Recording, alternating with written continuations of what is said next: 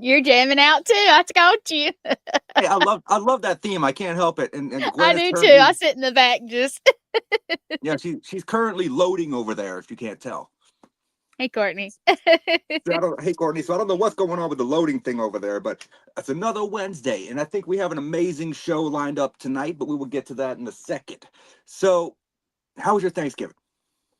Honestly, it was good. And then I flew out to see some friends in Wisconsin, and it snowed. And I don't get snow in the South, so it's beautiful to me. It's No, not, it's hideous. well, I don't get it often. Hey, Morgan Hey and Morgan, Courtney. So it's nice, and I've been enjoying myself up here, kind of relaxing. I got another week in a couple of days, so that's it's a fair. nice little That's fair. trip. Yep. So I did notice that in the video that you have at the very beginning, right, where you're introducing all the podcast hosts, I Hmm. need to get you a different photo for mine. I look high as in that photograph. Okay, I will have to check that out. Actually, And I don't smoke. I don't do anything like that. So I don't know where that look came from. well, you know what? It's a good picture, whatever it is, because I've got compliments on that picture of you, so that's why I chose it. I mean, we can keep it. That's fine. I'm just saying. I'm sitting there looking at it. I'm like, man, I look high. But yeah, so random thing. But tonight we have a great conversation. One of the founding members of Riverbend Paranormal, as well as 25 years experience in the paranormal field. So he travels around to all these different places. He's been to some of the most haunted places in the United States. And one of the most intriguing factors that I love about this guy is the fact that this fear challenge that he does, where he will put a hood over his head and he's shackled in place. And I just think that is awesome. It's pushing the what I would call exhilaration of paranormal investigating as far as the fear level to a completely different extreme.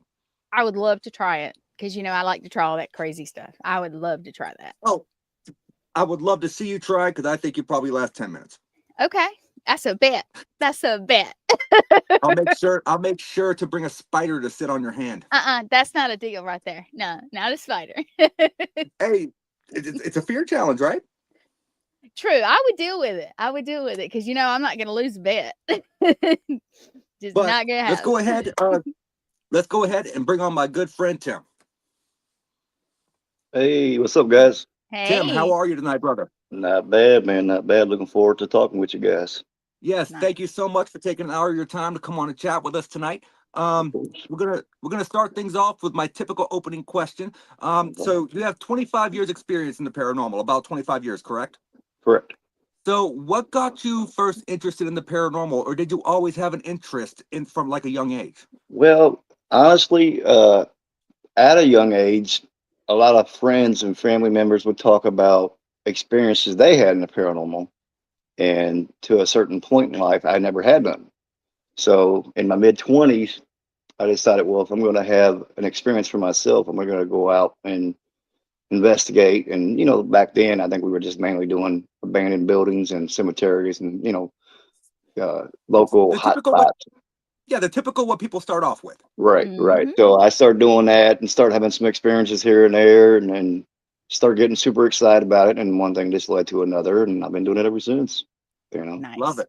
So what is your belief? Like what would you think that a spirit is per se? If you could even try to explain it or quantify it. Do you think that a spirit is actually a manifestation of energy, or do you think it's a physical soul that's just walking on earth? I think it can be a combination of both. I would say. You know, I'm, I I'm mean, curious. I am curious what gives us the ability to be able to see them at times, and then at times we can't. right, right. No, I and I mean, get that because I've never had my first full body apparition yet. I've oh seen really?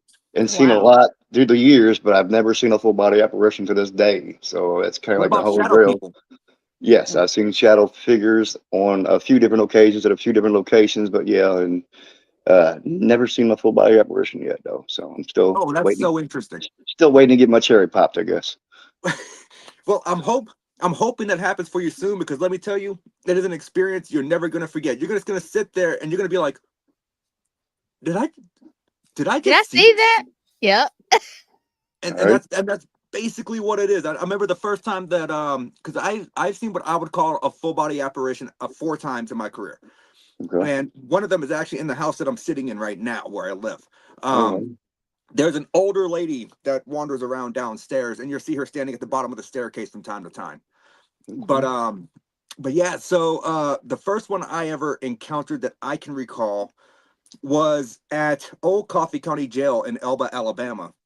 And I came around a corner setting up equipment, wasn't really investigating yet. And I come around a corner and I saw what looked like a guard walk this way. And I'm like, I could have swore everyone's over there in the foyer. So I ran down there and I looked, there's nothing there. And I just walked back and I'm like, guys, I don't know what just happened, but this is what I saw. That's I think it's awesome. That's awesome. But no camera, you got to chalk it up to just an experience, to be honest. Right. Of course, but it was a personal experience that you've had, and you know, and you tried to debunk it. You know, you try to see what's going on around you, and you couldn't figure it out. So it's a pretty good experience, even if you just had it for yourself and didn't capture it. You know, I'd be thankful for that. Yeah, and it was at that location, which just be a story for another time because it's not my show, it's your show. I'm just a dude asking questions. This would be a story for another time, but I had probably my best paranormal experience I've ever encountered in that specific location. And it wasn't the apparition that I saw. So we're getting to that another time now. So you travel to quite a few places. I've seen you went to Eastern State. I've seen you've been to Waverly Hills. You visited in towards Sloss Furnace. Is there any one of these locations, and it could be for the reason of the history or just because you investigated there and you had so much activity that you loved it? Is there ever one of these locations that you would be, I would say, consider your favorite? Yes. Yeah. That's I've been to a lot of places, but my favorite's a place up here in Indiana, up towards Chicago. It's called the Oak Lake County Sheriff's Office and Jail. And it's got the best both worlds for me because it's haunted as hell. And it's got the John Dillinger tied to it. I'm a big mobster and gangster fan. So John Dillinger escaped from that jail back in 1934. And I've been going up there for probably 10 years now. And just the activity. And it's not the typical old, I mean, it's an old jail from the late 1800s. But when you think of an old jail, you think of an old jail that has like 10 or 15 cells, maybe at the most. This has over 150 cells. It's more like a mini prison than it is a jail. Yeah, Multiple sounds like floors. Yeah, lots of activity. We did some filming there years ago with Truth and Legends, some Gavin Kelly and his wife Paula. We did some filming there a few years ago for them when we were there. But that's probably my favorite all-time location. But I've been to so many wonderful locations. But that's my home away from home for sure. That's where I always make sure I go back to. I love that because, you know, when you constantly go back to a place, you have a better chance of documenting phenomena. Right. Not just that, but you can also look at it from a data collection standpoint. Because Right.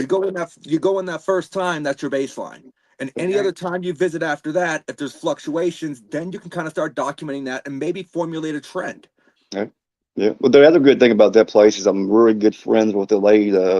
She's like chairman of the board. Her name's Sandy. And so when I go back there, I get to catch up with her and hear about what's going on when I'm not there, you know, and this and that. And she's very welcoming. I mean, I could probably call. Well, it's kind of late tonight, but she's very opening.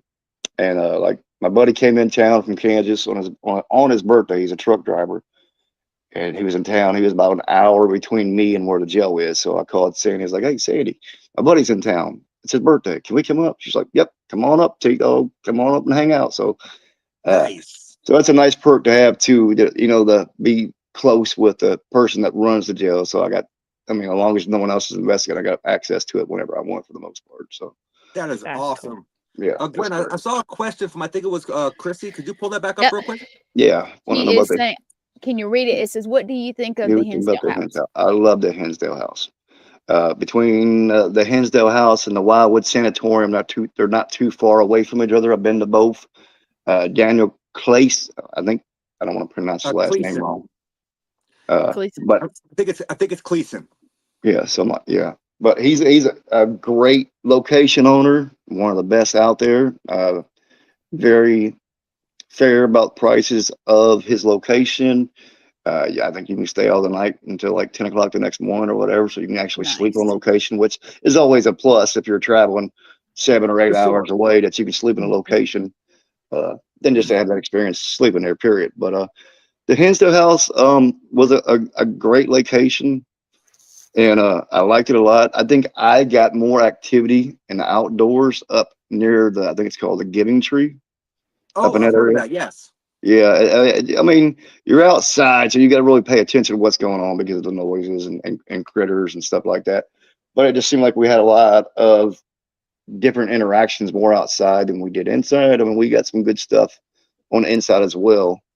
Uh, but yeah, it's a great location. Courtney, the one that's Mm-hmm. asking, talking now, her and her team are out there in Long Island, New York, and I've actually been there with her team. So, but we had a good time, but they've had a lot of experiences there. I mean, they've seen shadow figures in the living room there. People's hair's gotten pulled as they're sleeping on the couch. I mean, it's a very active place, and that's got a lot of Indian tie to it too as well. So it's got Right. a lot of history up in there. I mean, that sounds like my kind of place. I have not yet had the pleasure to see either Wildwood or Hinsdale yet.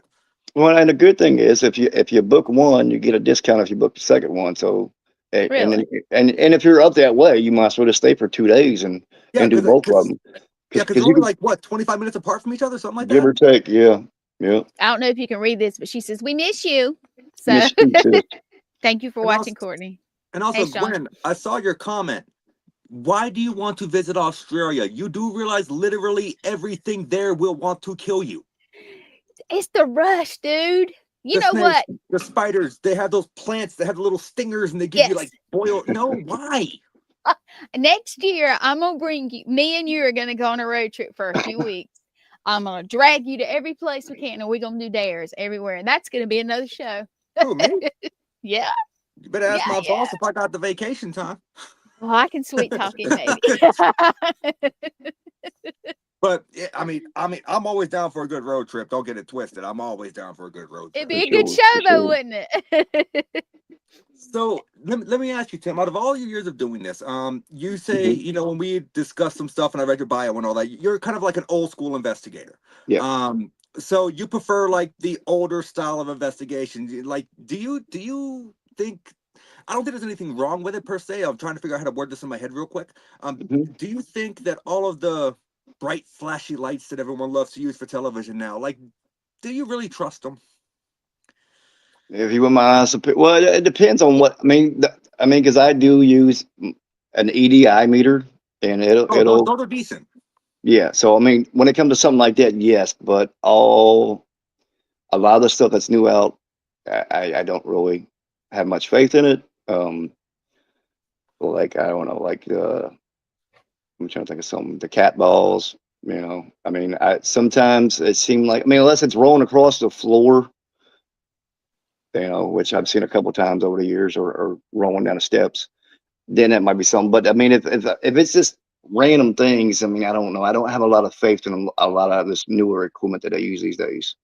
Right. You know, I kind of feel like, I've got an old REM pod that I use. I've had for about 6 years now, but it's not one of those typical ones off that what is it, that website where you get all your equipment at these days. I can't think of the name of oh, it. there's Ghost Stop, Go there's all Stop, Go kinds. Stop. Well, it's not one of those typical circle wrench pods from Go Stop. I had a buddy make this for me, and I've had it for about 6 years now. And I think in 6 years, it's went off 5 times. Yeah. But compared to one of those REM pods that I've seen from Go Stop, people use over the years, those things go off like crazy. When the batteries start going, they malfunction. If So you I get have too no, close with a two-way walkie, they'll go off. right, exactly. So I don't really have faith in those kind of REM pods. I think that, you know, they got a lot of malfunctions in them. I think, I personally, concur. in my opinion. So I'm very choosy about what equipment I use, and I don't use a whole lot. You know, I use my senses. Well, not my senses. I'm not sensitive in any kind of way, but I use the feel of the building, Mm-hmm. a REM pod, an EDI meter, a recorder, video, obviously, and every now and then I use my buddy's got, what do they call it? I don't know. It's kind of like a REM pod, EMF all in one. It's a millimeter, I think Thank it's you, Chris. called. Yeah, I think it's a millimeter is what it uses. So I have a question for you guys, and I don't ever do this. Hmm. Now, Nate will ask you a question later. I'm not going to blow that but say we all three went to a ghost hunt together. What would you guys take if you could only take, like, what you would say? I would say, come on, grab your favorite things. What would you grab? Is beer an option? It might be, depends on where we are. Like We're in the Australia. number You may one, need it. are you talking about like one particular thing in favorite or a Your few different things? favorite thing. Not, it didn't have to be just not the best piece of equipment or anything. Just whatever your favorite thing is. You know, you can say a candle. It doesn't matter. You know. I think more than anything, my favorite thing, because I've caught a lot of evidence with it, is audio, some kind of audio device. You know, I love going into a location and being off somewhere by myself, away from everybody, and just sitting down old school and just doing a good old fashioned EVP session. I I love love it. it. know. Yes. All I love right, it. Nate, your favorite piece, and I know he critiques everyone and looks at everything. You know, Come on. that's very difficult, and I'm not going to go with Tim's answer because I was actually thinking about a voice recorder because I feel like there's nothing better than a good class A or B EVP that you cannot explain. True. But and I trust my old school recorder. I have an RCA recorder that I bought 12 years ago. Is it one of those little, about that big things? Yeah, but it's or got is a it one of, USB port at the top, so I can just plug it right into my computer. Don't have to worry about a cord. The thing Nice. has never done me wrong. I love it. You can hear your feet walking on carpet when you're holding it. Like, that's how sensitive this thing is. That's a good recorder. Yes. Yeah. I love that recorder, but if I had to choose a piece of equipment, and only because I've been using it for 3 years now and only seen it go off one time, Oh, wow. I would bring my crystal pod that was made by Lauren Hellickson. Oh, you're gonna have to let me use it one day, or The be only- with you when you use it. The only time I've ever had it go off was in the or was it the art room? It's either the art room or some kind of, it was a former carriage house, Ooh. but at the New England College. That's the only time Okay. I've ever had it go off. Nice. Okay. But don't get me But- wrong. Now, I like to play with the new stuff just to see, Well, what yeah, happens. of course. But I got to be real with you. If I went somewhere, like I was on the road and I could only carry a few things, of course I had the recorder, I had a camera, and I had my phone and stuff like that. But I'll be real with you. I have got to like my rods, my dowsing rods. I don't know why. I've gotten more. They're mine. I barely let anybody use them. If I do, I clean them. I put my energy back on them, and I like them. I Right. just like them. So That's my deal. I've actually been practicing with mine, Gwen. They no longer Good. swing around and smack me in the face every time I hold them. They do. They'll smack you. It's She's funny. seen it in person. If I hold them, they will swing around and smack me right in the face. It was cool. hilarious. All right, you guys, let's see. Now, I like this chick here. Courtney, you're cool. You'll ask stuff. She says, you connect with a location and spirits. Yes. Actual conversation, sitting down with them, making yourself vulnerable, which is what I Yeah. love the method. Yeah. I mean, and you know what? You know, if it's, I don't know, if you can walk in a room, you know if it's good or bad feeling in there. You just, Yeah, you so feel it. so You we're feel gonna touch on the voice recorders real quick for a moment, Tim, if you don't mind. Mhm. And then I'm going to jump back to that comment that you were just talking about there, Gwen, about the vulnerability factor, because what he does, it kind of falls into that. Yeah. So, voice recorders, what is your opinion, your personal, all shows aside opinion on the DR60? I don't like it at all. Same.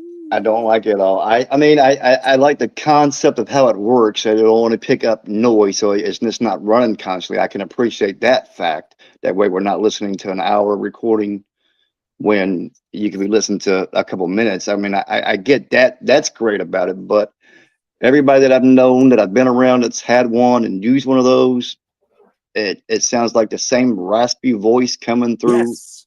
every time.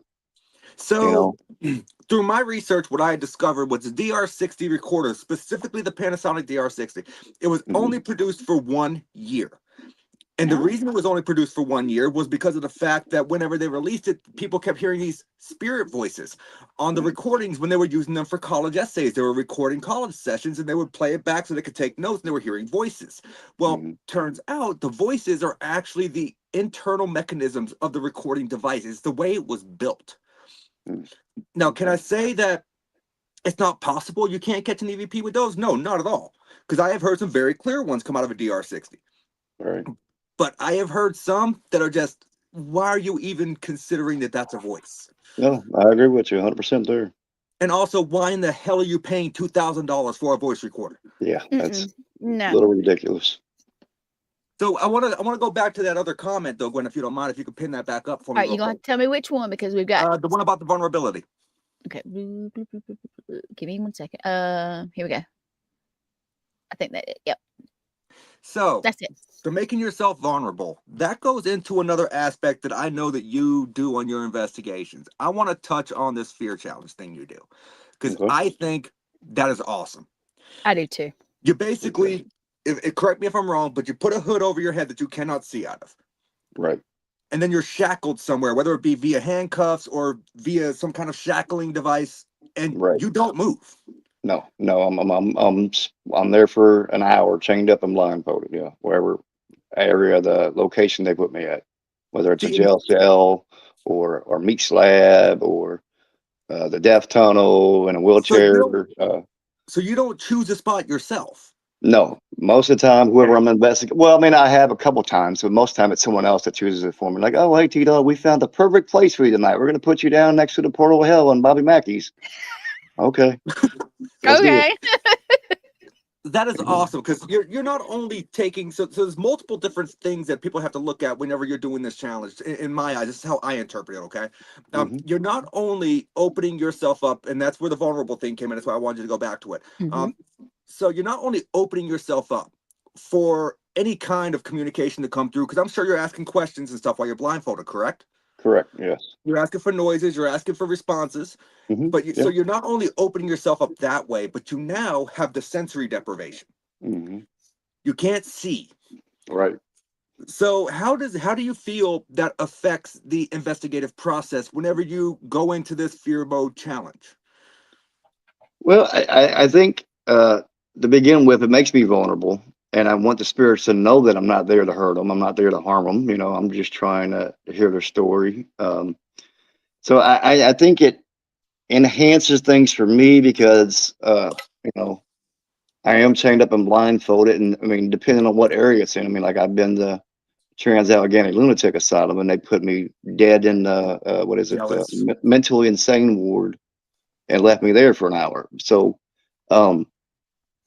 but I think it because I don't have any senses at all. Like I said, I'm not psychic. I don't have any kind of. I think the only sense I got is every now and then I get a smell here and there that shouldn't be where it should be. Yeah, the What? phantom smell thing. Yeah, I get that.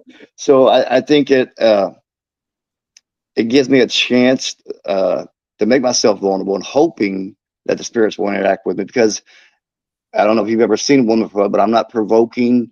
I'm basically working the history of the location and the things that may have occurred there, whether I'm in a jail and I'm pretending to be a fresh inmate and trying to learn the rules and the ins and outs of being in that location, or a hospital. I might play the role of a terminal patient or something. Hey, I need help, you know, whatever. So I try to interact and use the location as a guideline of how I investigate, where I do my challenge in that location particularly, I guess. Can you see the questions, guys? I'm sorry, I'm not trying to I interrupt. I don't want to get. I do see that question, but I don't want to get sidetracked. I will get that question. Just leave it pinned up if you don't mind, Gwen. Yeah, I've got another one too. So everybody's Okay, interacting, which sweet. I love. We'll pin them up side by or one after the other. There So you whenever you're doing this, do you feel like there's ever been a spot that people chose to put you that you were apprehensive about? I can honestly say probably not. No, because I always look forward to that next intense location, I guess, or that next intense challenge. But you know, there's been I can honestly say there's been locations where people pick for me that I get excited about, like Bobby Mackey's next to the portal of hell, and it was absolutely quiet, nothing at all. Well, if you Nope. ever come up this way, I'll take you down to the old mill, and we can exchange. I'll do it for an hour, you do it for an hour. We'll go down into the basement area where there's zero light, All right, and have fun with it. Oh yeah, the creepier the better. So Morgan asked, have you seen any mediums or psychics try your challenge? I'm curious if it would make it to where they can tap in more or get into a more trance-like state. I haven't seen anybody do it, but I actually had someone, my friend April Brusette from the New Jersey, at the Hinsdale house. Actually, I was up in the mother and dad's bedroom, and she was on the live with me, even though I couldn't see her. I mean, I could hear her talking on the audio or whatever, but she was doing a live with me during that challenge. And it was the only time I've ever done that, a live chat. Well, not the only time I've done it live, but the only time I've done it with a psychic with me on the other side of the camera, not in the room with me, but on a live from her house, whatever. Losing my words here, sorry. No, it's But okay. and she was noticing, like, at one point I had what felt like something brushing up against my knee when I was up in the room, and then but I didn't say nothing to her about it. And then within seconds, she's like, "There seems to be something over there rubbing your leg."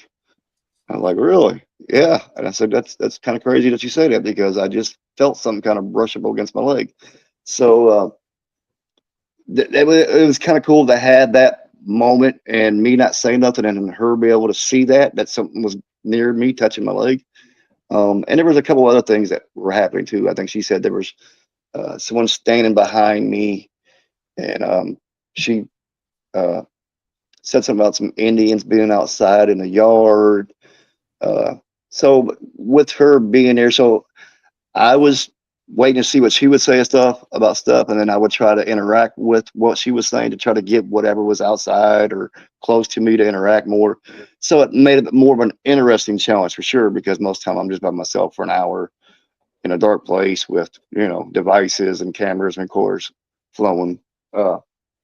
So yeah, I mean, that was cool to have her there with me on that one period, not there with me, but physically, but to have her sharing that moment with me and tell me what was going on around me, it was pretty cool.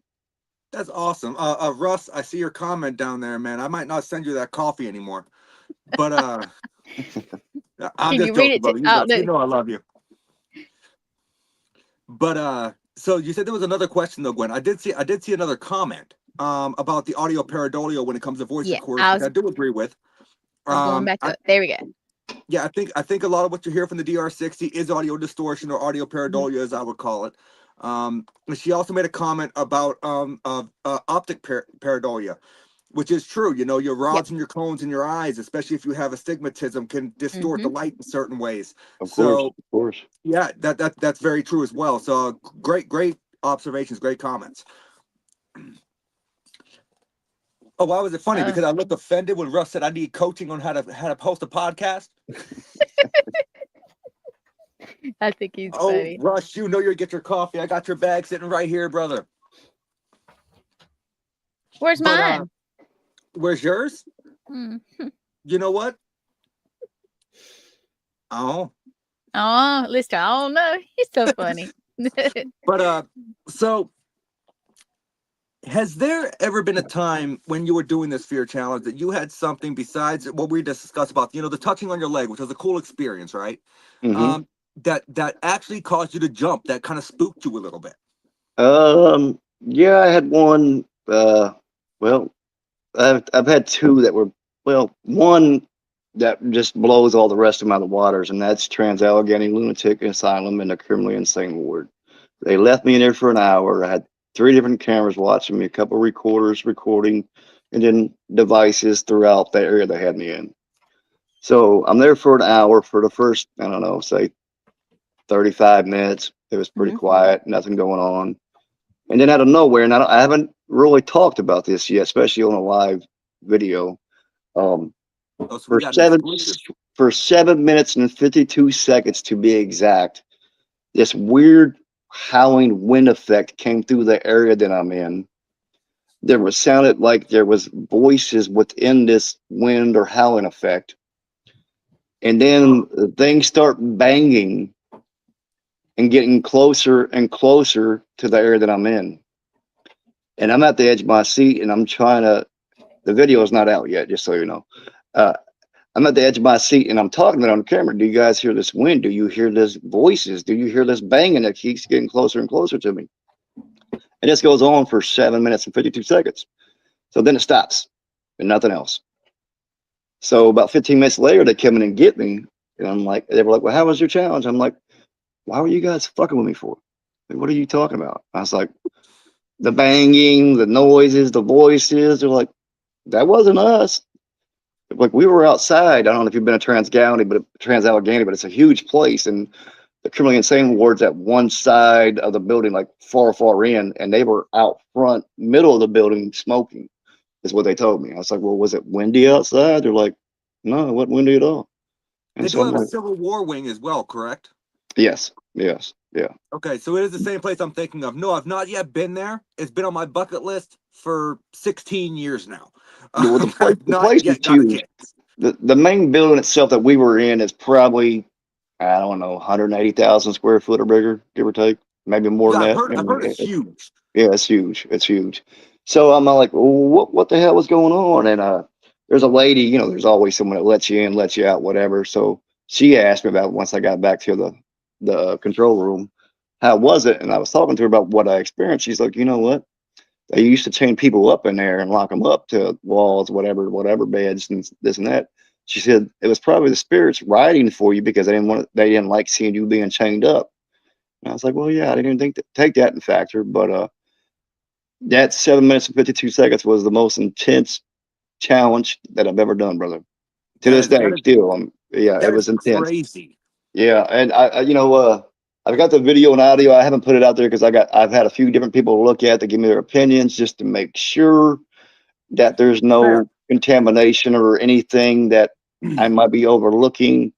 I can't figure out what it would have been if it wasn't them messing with me. And it's not like I'm just in an open area where there's open windows or anything like that because they've still got windows in the building, and I'm in a complete ward, and these banging noises were coming from a distance, almost like something was coming down some hallways banging as it got closer to me because the bangs kept getting louder and louder and louder until it all just stopped out of nowhere.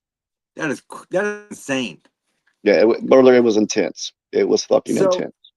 Russ Stiver, if you don't know who Russ Stiver is, could you pull that back up for me real quick, Ben? So Russ Stiver, he's the host of the Compass of Curiosities podcast. Another great show. If you've never tuned in, you should definitely connect with this dude, man, if you can. He said, I was sitting in the middle of the hallway at Tala, which is, obviously Trans-Allegheny, with another person. We heard footsteps coming toward us, then leaving us. Flashlights were on, but no one was there. Interesting.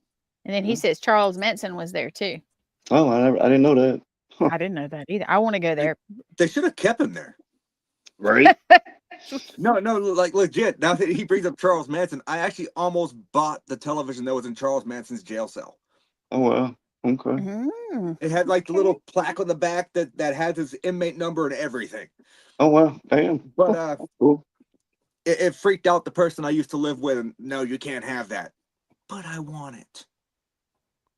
I want it so bad. They don't live there now, so. Oh, I would have bought it like instantly right now. I would have bought it. He was held in a medical building, Russ says. Just like when I had the opportunity to buy one of the solo cups from the James Jones thing. Jim Jones thing. Oh, yeah.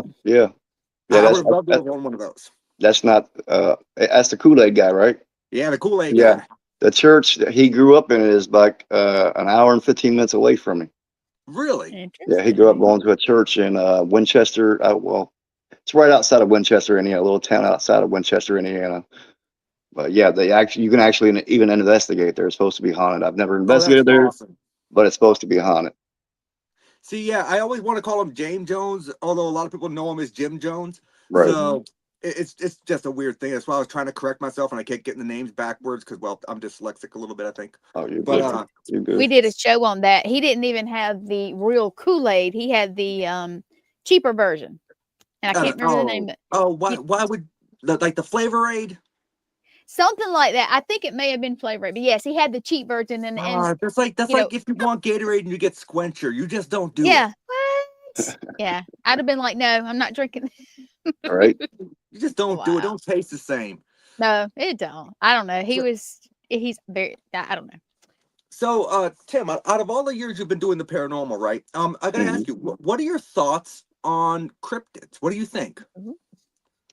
I've never come across anything in my days, but there's been locations that I've been to where cryptids are claims there. Like here in Hartford City, Indiana, there's a jail there called the Blackford County Jail, and the owner Dan says that he's experienced gnomes running around inside the jail. I am not going there. Yeah, yeah. But I mean, I never experienced any of it, but that's what he explained Where's to me. that at again? It's in Hartford City, Indiana. It's called the Blackford County Jail. Blackford. I think I know somebody that went there, but I don't remember what they said. So gnome. That would be interesting. I've not seen a gnome. Yeah. I do not have many fears in life, but gnomes is one of them. I do not like garden gnomes, lawn gnomes, the creepy smiles, pointy hats. They can go to hell. Fuck them. Right. Well, so what you're saying is that you need those for Christmas. Right. I can't say that I will hurt you. I don't believe in cryptids. I just can honestly say that I've never experienced anything with it yet. So, you know. I see you down there, Jeremy, and no, I don't. But yeah. So I have had 2 cryptid encounters in my time. But that's something, if you ever want to hear about it, we can discuss later. I was just curious about your opinion on it. So when it comes to it, when you go into a location, right? Oh, you know what? Let me take that back real quick, just for a second. I did go to the I did have a cryptid experience, if you want to call it Bigfoot. We were at Fort Dutfield last year, I think, and I was up there with Ernie and Denise Pack and a guy they call Squatchman. His name is Greg something. And I did experience something out in the woods. He's pretty in tune with the creatures of the woods, and he was doing his thing. And then before I knew it, I mean, I can't say what it was exactly, but there was 3 sets of green eyes glowing in the woods, which he assumed was Bigfoot's critters, I guess. Mm-hmm. And I mean, I can't say it was Bigfoot, but I did see the 3 sets of green eyes, you know, in the woods, and whether it was or wasn't, I don't know. But I mean, it could have been another creature for all I know. It could have been some raccoons. I don't know. I mean, but I had that experience up at Fort Dutfield, and they've had other crazy experiences. They'll be up there, and Squatchman will be like, "Hey, Bigfoot, come here. We're trying to talk to you." He's got this weird way he talks. He's a hell of a guy. And so he said, "We want you to do something to let us know that you're here."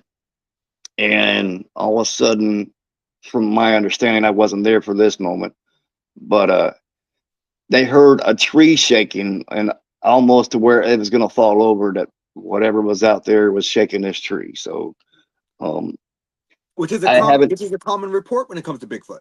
Right. So, that's probably the only experience I've had, and I can't really say 100% that it was something cryptid or if it was just animals out in the woods, but I did have that experience out there with him. Interesting. It is. Yeah, so I just like to kind of hit on the whole gambit of paranormal things, because, you know, I'm a paranormal researcher. I research all aspects of the paranormal. I research cryptids, ghosts, UFOs, spontaneous human combustion, you name it, I research it. Right. And so I'm curious, what are your thoughts on aliens and UFOs? Again, it's something that I haven't experienced. I believe there's that possibility. Yes, I believe that it's a possibility. You know, it's a big world, lots of other planets. So I do believe that there's a possibility that there could be aliens out there somewhere or other life forms. I just haven't personally experienced it for myself. I mean, I'm sure everybody at some point in their life has seen something in the sky that they had questions about. Okay, well, what is that? You know, that looks out of place, whatever.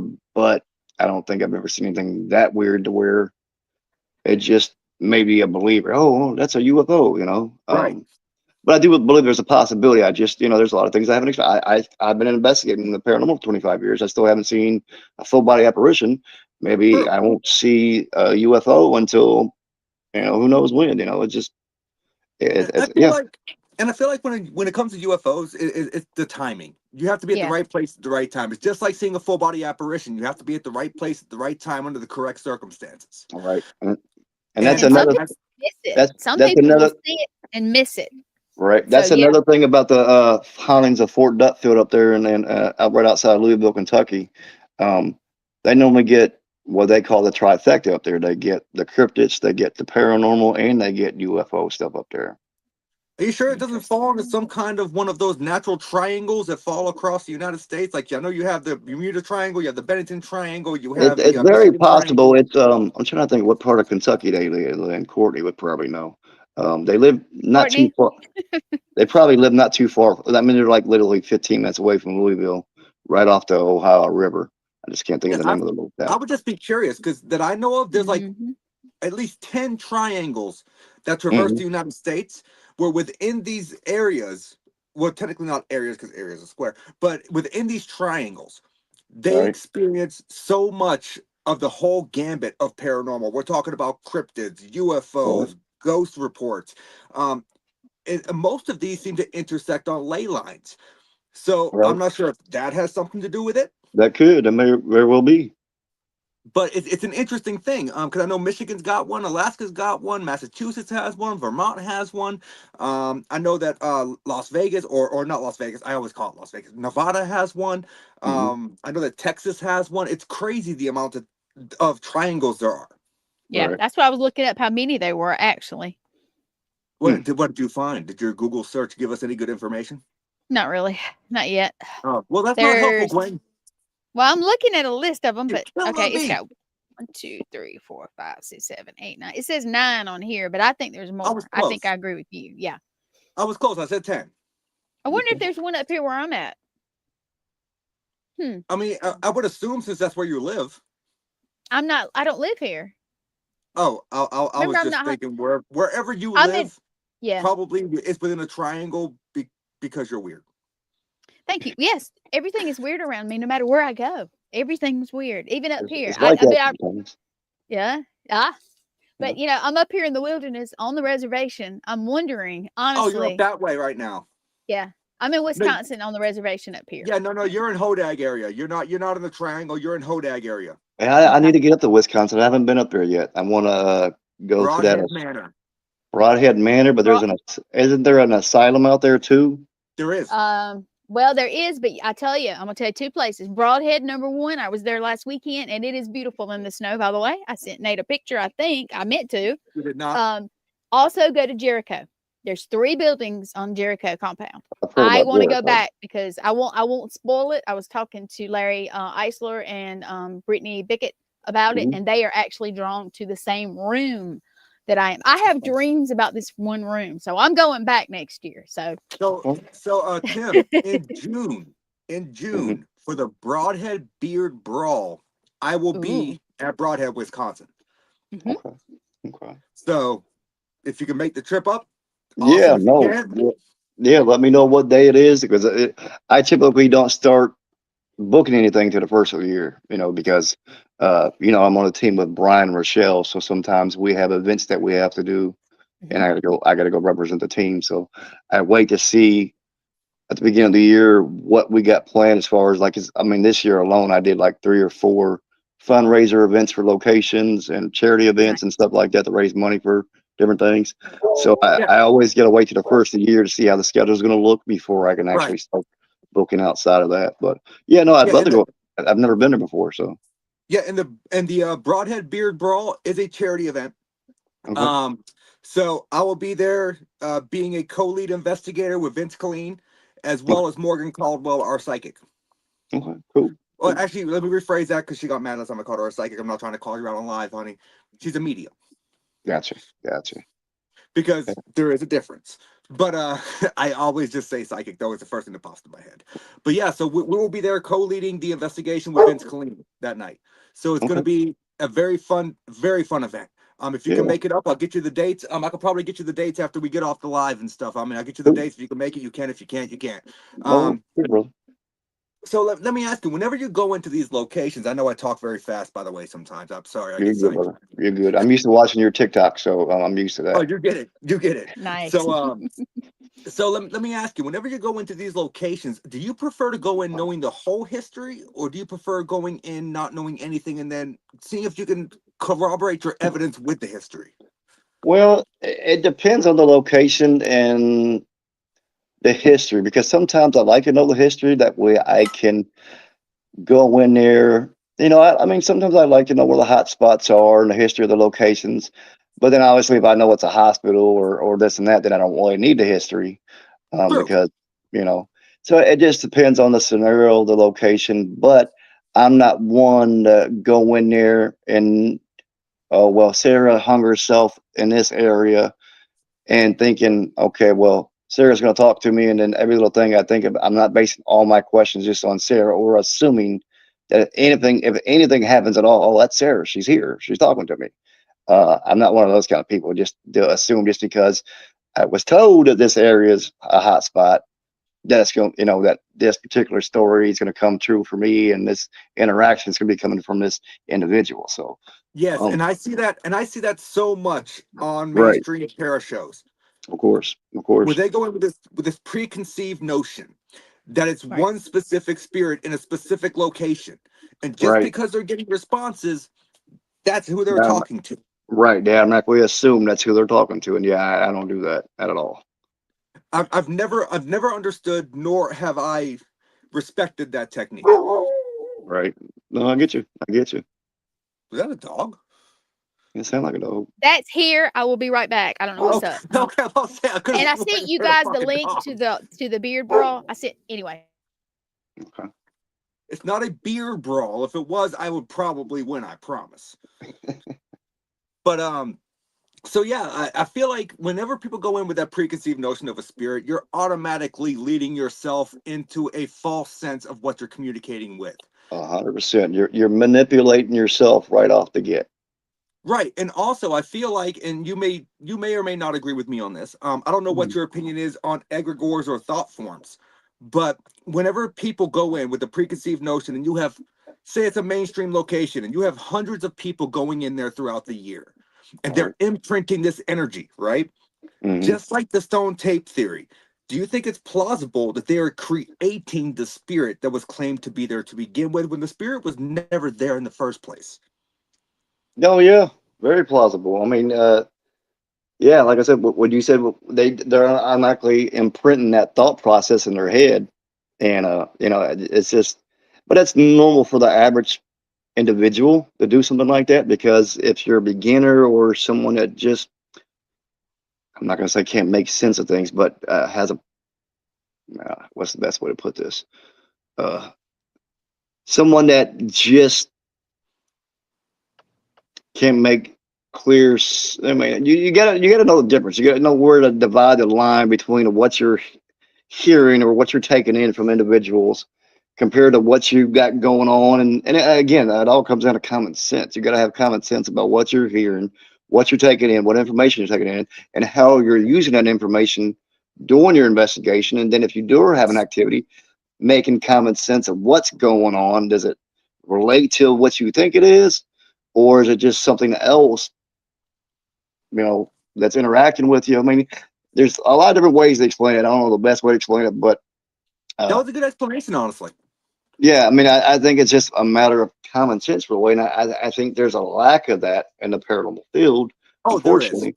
And I think more people go into these locations with that fear in their head already, or that notion that something's going to happen, or whatever other reason. And I think that it's like going into a location,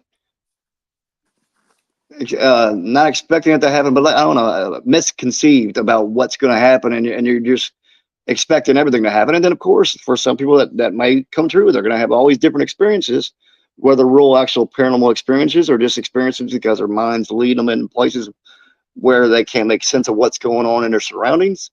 Uh, Exactly. and it's I'm not, it's sad to see people like that, because I tell people all the time, newbies, when I do events and stuff, I tell people make sense of what's going on in your surroundings, realize where we're at, what the building's made of, what the weather's like outside. Look how many people were here for this event. You know what I'm saying? So Yep. you're really gonna make common sense of your surroundings when you come to hearing a voice. Okay, was that an actual voice, or am I just hearing someone down the hall? I mean, everything's common sense when it's It is. It investigating. is. I mean, And that's probably a good percentage of investigating is having some common sense of your surroundings, what's going on around you, the location you're in, and trying to be smart about what you're experiencing. That way, I mean, because I mean, if you do that, a good percentage of what you're experiencing, you're going to probably end up writing off as You'd be this or able to that. explain it. Exactly. You know, Yeah, no, and I that, agree with that. yeah. I So, agree with that 100% because, you know, as we were discussing earlier, when it comes to the paranormal field, especially like with the last several years, I'm not going to say it's always been this way. mhm, I'm going to say over the last 4 or 5 years, um, common sense is no longer all that common.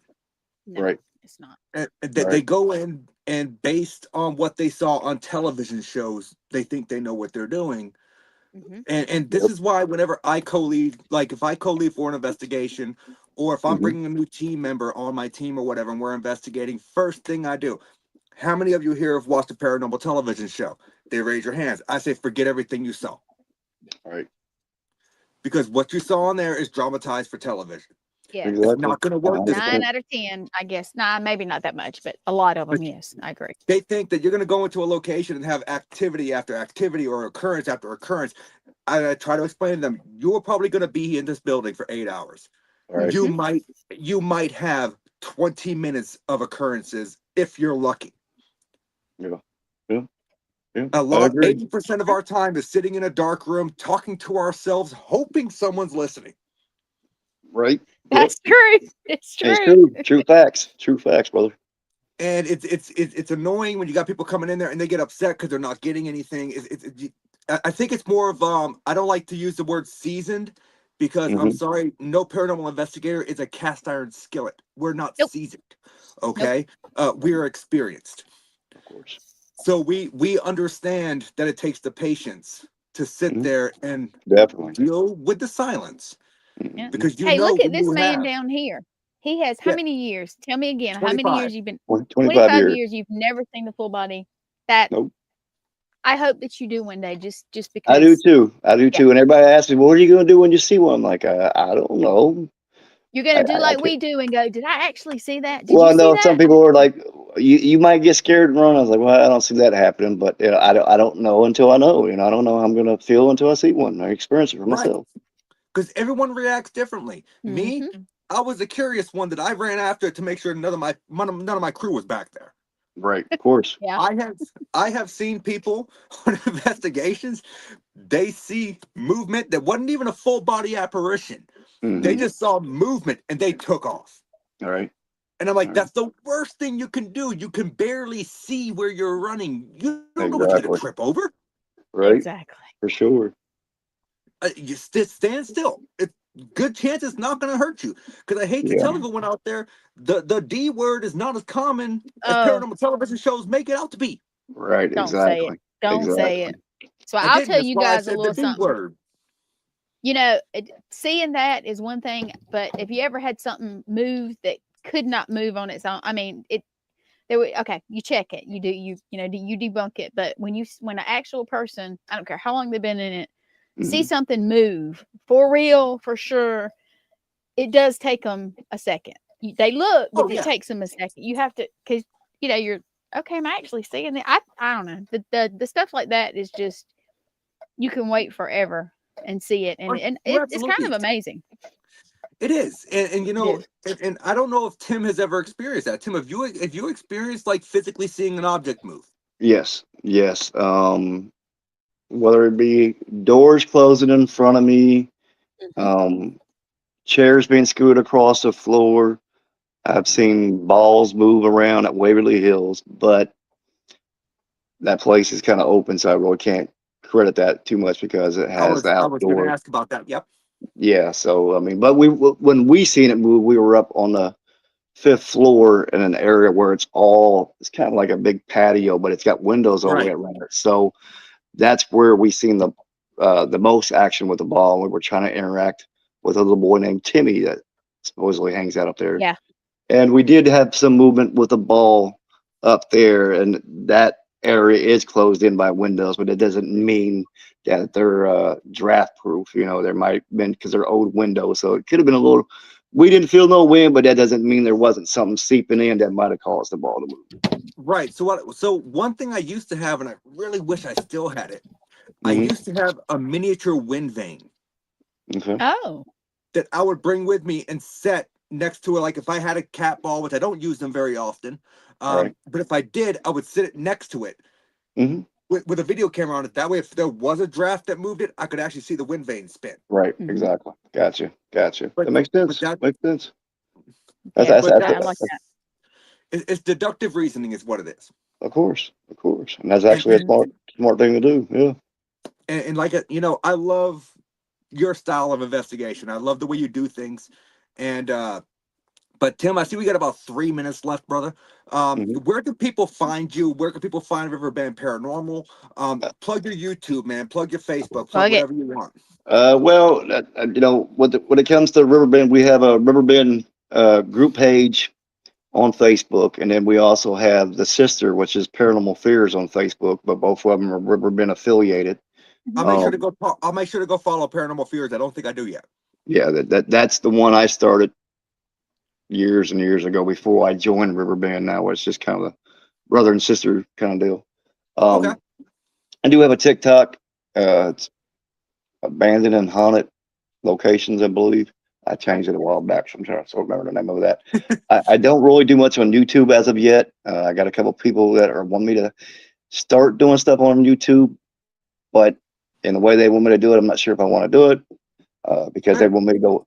Well, I mean, like if you're doing these kind of, podcasts on YouTube, I don't have a problem with that. But they're kind of more wanting me to go investigate with them and do this and do that, Mhm. and I was like, well, it depends on how you want me to investigate because if Mm. your ideal is like most of the YouTube I see, I'm not that guy for that. But No, if you Your want way. just yeah, so if I you can if you tell want you, I love that and I respect that immensely, Tim, Yes, I do because too. 4 years ago I was interviewed for a ghost hunting show that was coming out, mhm, and when I sat down with the producer, I made it through to the second round. So we did the in-face interview. right, One of the questions they asked me was, would you be willing to accentuate your facial expressions based on the experiences presented? Hmm. And I was like, explain further. And they said, well, would you be willing to fake reactions? That's fuck no, Oh, absolutely not. right, right. If that's what you're looking for, I'm not your guy. Yeah, you get the wrong person. Yep, that's And they were much like, respect well, there, brother. and they were like, well, we yes. really Respect. want you for the show. And I'm like, well, if you want me to fake things and you don't want me for the show, that's plain and simple. Exactly. Yeah, I tell people all the time, I'm not an entertainer. I'm an investigator. I'm true to nature. I'm not here to entertain anybody. Uh, and if something's not happening, I'm not going to say anything's happening. I'm not going to uh, jump scare or pretend like things are happening but if something does happen, I'll speak upon it. But I don't get out of shape or I mean, I may get a little excited, but I don't, I'm not going to make it more dramatic than what it is for per Right, se. You know what I'm saying? I'm going to keep it real right. with you guys. If I'm hearing something or experience something, I'll speak upon it. But these individuals, I think I'm not gonna put names out there, but I think more or less they want me to come on because I knew I do my own thing and I do some crazy stuff in different locations as far as my career challenge goes. I don't know if that's the aspect they're looking for me to pull me in because of that, It could uh, be. or if it's because they think I'll fit their stereotype of how they investigate. But Or it could be but the fact that you have 25 years experience and you know what the fuck you're doing. well, Yeah, yeah, exactly. and I get that. I just from my experiences with seeing people investigate on YouTube, it's just not Mm, been good for me and I how don't I do trust it. things. So, for me to do anything, I got to talk to these people. But like, okay, well, what are you expecting of me, and what kind of investigating style are you partaking in? Right. Um, as far as what you want me to join into, because if it's not something that I do, then I don't mind switching up and learning new things, but I'm not going to be jump scaring and entertaining everybody on YouTube when they go live and Correct. stuff like. I'm not that kind of person, not at No, all. I would never peg you for that kind of guy. So I Mm-mm. respect you immensely for that. No, as far as the jump scares go, no, I'm not gonna jump scare for a camera, but I can tell you what, Gwen, if you ever investigate me and I catch you in a dark hallway, I am going to jump out of nowhere and scare the ever living shit out of you. And when I smack the crap out of you, you know why? Because it's Right? a reflex too. It's reflex. It's a self defense. Morgan will be It, filming it. Can you see Right? her? it Can would you see her filming it? it would be warranted, but you know what? I would take it. because Right. There you go. I, There you go. I love jump scaring my investigators. If the activity's not going on and it's quiet, you've got to have some kind of fun. Yeah, you gotta let Yeah. little fun. Yeah, ain't nothing wrong with that. And Ain't you nothing know, wrong with that. sometimes you get evidence when you get silly, You do. Yeah, because you have yeah, the energy. It's the you're right. energy. It really is. Of course. Got Yeah. that vibe going. When we were doing the Wilson Castle event, Alan Rex, he tried to jump scare me. He came up behind me and stomped his foot. Like, what are you doing? I turned around. I was like, well, I'm just kind of walking around right now. And he was like, no jump, nothing. And I'm like, dude, I've been doing this for a long time, man. It takes a lot more than that to make me jump. Exactly. So, Tim, I love to ask my guests at the end of every show Hmm. 3 questions. 2 of them are multi-part. First question. Everyone on the paranormal has a bucket list. If you could go to any location in the world, price was not at all a adverse effect. You can go there for free. Where are you going? Well, I got a top two. I don't have a top one, but You can do a my top 2. That's fine. my There you top go. two would be Alcatraz Love it. or Egypt. I'd like to investigate the pyramids. Oh, that would be so cool. Yeah, I think the Agreed. pyramids would be a really cool experience, and I've been to Alcatraz on a tour. I'd love to be able to investigate there one day because it's Alcatraz, you know. Yes, that would be I cool. would love to. I would love to do King Tut's tomb. Oh yeah, for sure, for sure. That would be A awesome. few years ago, I went to Belize and we did a partial investigation at the Mayan ruins. So that was as close Oh, to, you know, jealous. Nice, man. that I could Goodness. get to. But you know, obviously we weren't able to go win them, but we were investigating the ground. So it was cool to be there and have that experience. But as far as being outdoors and the surroundings, it made it a little hard. But Right. definitely a Fair, cool experience for sure. fair. So I'm going to go with an answer I've not heard yet. So we're going to go with Egypt, the pyramids. I've not heard that answer yet. Mhm. So you're going to the pyramids. You can bring one person with you. They can be alive or dead, and they do not have to be involved in the paranormal. Who are you bringing with you, and why are you bringing that person? Um, I'd have to say my friend Kat Marie from Long Island Paranormal in New York. Um, just when we're together, we work very well together. And what I'm lacking, she picks up, or vice versa. And Good team. she's sensitive in nature, and I'll know something about a location, and I won't even say nothing to her. Like we'll be walking down the hill of Waverly Hills, or the halls of Waverly Hills, and I'll mention something about certain thing. I won't tell her what room it is, but I'll be like, okay, well, on this particular floor, this happened in a certain room, but I won't tell her what it is. And we'll be like walking down the hallway, and she'll stop right in the front of the room. And she says, well, "Is this it?" And I'll look up at the number because I don't even know what's it because it's a long hallway, so I don't know particularly where the room is because there's quite a few hall rooms. And I'll look up, and yep, 424. That's the room it happened in. Yep, you're right, Kat. This is the room. Um, but I've been with her so many different What's up, Sal? locations. I've been with her at Pinhurst, and we were down in the tunnels in the basement, and we were having some real crazy experiences. She's very open and in tuned. She's been working on a case in Mount Misery, New York. Her and Courtney both about a little girl that was raped and killed and dumped out there in the mountains of Mount Misery. And she's been working on it for several years and has come across so much incredible evidence about a particular individual that was involved, and has brought in evidence to the police in a lot of different forms of evidence as far as paranormal wise and otherwise. And she's actually been working with the police for the last few years with the detectives that were on that case, and coming up with some pretty solid stuff as far as this individual that supposedly did it. The individual was just, I don't know how long ago, was released from prison. He was never physically charged with the murder of this little girl or the rape of the little girl, but all things lead to him.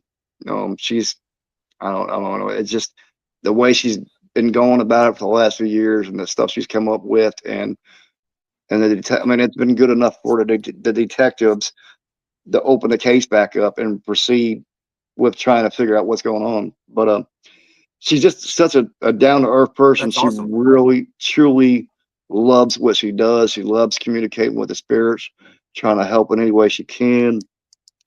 And as far as Egypt goes, I just think uh, if I had her with me, it would be a great experience because, again, when you were talking about psychics earlier, about ones that you can trust, and everybody's a psychic, this and that, or whatever.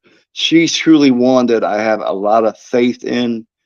That I'm pretty 100% for sure if she's speaking upon something, then she's speaking the truth, and I can have faith in what she's saying or what she's seeing or experiencing. So for an old place like Egypt, the pyramids, King Tut's, tomb, I think she would be the perfect place to experience what I'm not experiencing there, and to at least tell me what she's experienced, because she's probably going to experience a lot more than me, and I'd love to hear what she has to say about what the surroundings are like, what she's hearing, seeing, feeling, just all that. I think she would be a good person to bring with me. I love it. I love it. And what was her name again? Cat Marie. Cat Marie. Okay, I need to go and send her a friend request just because I'm curious. Me too. I'm looking now. Yeah. Okay. If you go to Trinity Long Island Paranormal, I think it is, they got a Facebook group. That's Courtney's a part of that, and Kat's one of her team members. Courtney's team members up there in Long Island. Okay, yeah, be sure to go and give them a follow. So great people, man. Great people. So Tim is going to the pyramids in Egypt, and he's bringing Cat Marie with him. You have one piece of equipment, one piece only, that you can bring with you. What are you bringing and why? A recorder, brother. I already knew that was going to be the answer. Yeah, I'm going to bring a recorder with me because I can honestly say I haven't heard too many other languages spoken. Maybe a couple, like a word here and there of a different language, maybe Spanish or German over the years. But I'd love to capture some Egyptians talking or something, or just something of that nature, something different cool. that I've never experienced before. So for that reason, I'd have to take a record, because I'd want to see if we picked up on any voices or maybe any ceremonial stuff, or things of that nature. I'd love to pick up something like that from some place with so much history over the years. I think that would, and then something that we've never experienced before. Obviously we've never had those experiences. No, so, I definitely haven't. Yeah, so I'd love to have that experience. So for that reason, I'd have to bring multiple recording devices with me. I absolutely love that answer. Tim, I'm not going to hold you up too much longer, brother. We're going to go ahead and end the show. If you wouldn't mind hanging out in the background for about 5 minutes. I think we got 1 or 2 more ads to run. I don't have any right now because we don't have Paracon season, but oh, sweet. So if you wouldn't mind, Tim, just hanging out for a second. But everybody, this was the Paranormal Unveiled podcast with T-Dawg from Riverbend Paranormal. That was a great conversation. I love his aspect of why he does the fear challenge. I love the vulnerability of it. I love the whole sensory deprivation aspect. It almost reminds me of a Gonsfeld experiment, to be honest.